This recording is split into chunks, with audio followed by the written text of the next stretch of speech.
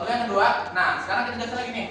Apa itu OSPF? Nah, jadi OSPF adalah protokol routing dinamis yang menggunakan algoritma Dijkstra. Oke, ulangi ya.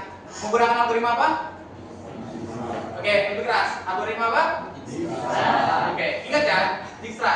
Dijkstra ini dipakai sama Google Maps. Google Maps ini dia juga pakai algoritma Dijkstra.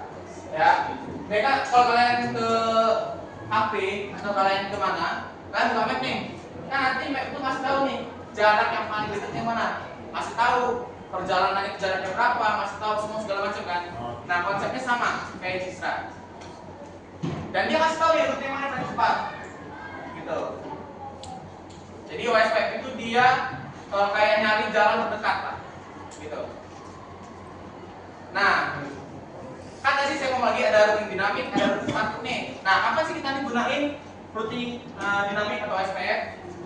Nah, ketika kita itu punya lebih banyak router, ya. Dan ketika ada gangguan juga, misalkan salah satu router ini hancur atau router ini rusak, router yang lain bisa nge-backup, gitu. Lalu dia juga lebih cepat dan juga lebih efisien ketimbang static routing. Lanjut lagi. Nah, ini ada sedikit-sedikit istilah ya yang mungkin nanti kalian gunakan ketika praktek.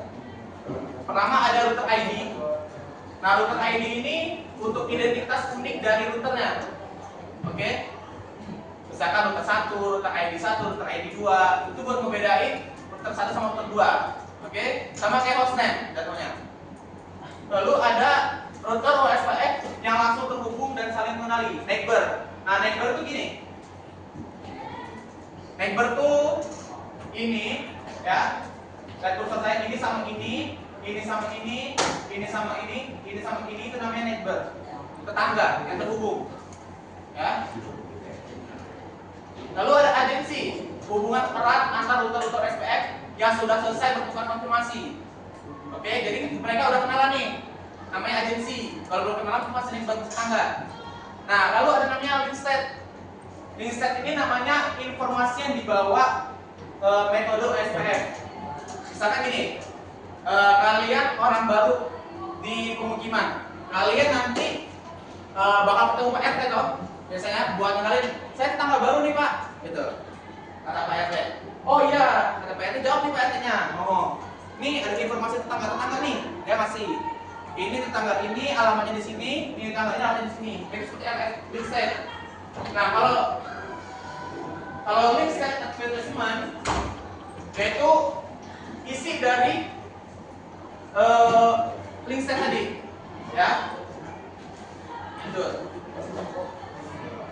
Ada LSDB. LSDB ini penyimpanan link state-nya, ya. Jadi seluruh informasi tentang router, tentang router itu dimasukkan ke dalam namanya LSDB. Kayak informasi jalan, informasi rumahnya di mana, alamatnya di mana, masuk ke LSDB.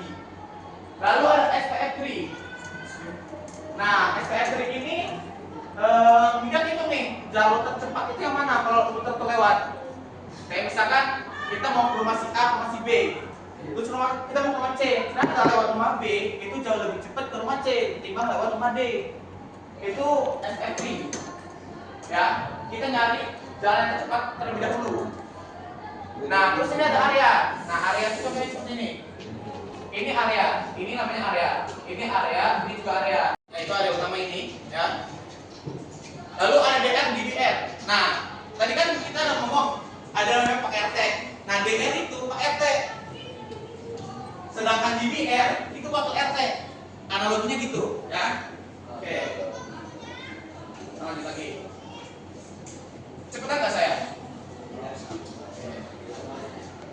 Nah, tadi kan udah saya jelasin ya, link state itu apa? Link state-nya adalah data tentang status dan koneksi, ya. Lalu LSA. Oleh karena itu aja router yang baru ini bisa langsung OTW ke situ tanpa ada konfigurasi-konfigurasi gitu. Nah, lanjut lagi ya. Ini kita lihat aja nih slide yang perkenalan ini. Oke, nah, jadi routingnya dari dua saya sebutkan. Ada route.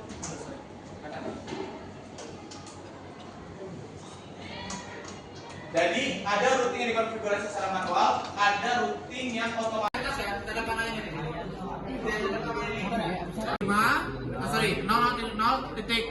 0.255 terus 11 dan 12. Itu kita ambilkan aja. 1.